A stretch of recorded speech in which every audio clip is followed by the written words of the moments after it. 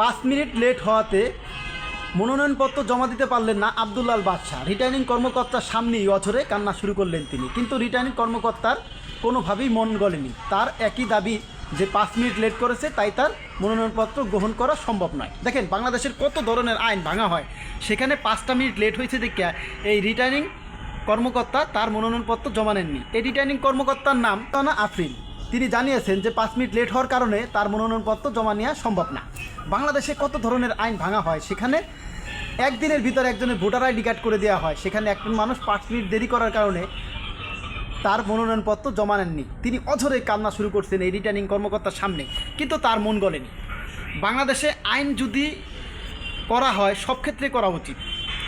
এখানে রিটার্নিং কর্মকর্তা 5 মিনিট দেরি হওয়ার কারণে মনোনয়নপত্র জমা নেবেন না, এই আইনটাও যেমন সঠিক ছিল, এবং যেই কর্মকর্তা নির্ধারিত টাইমের ভিতরে অফিসে না আসবে তাকেও জবাবদিহিতার আওতায় আনা উচিত।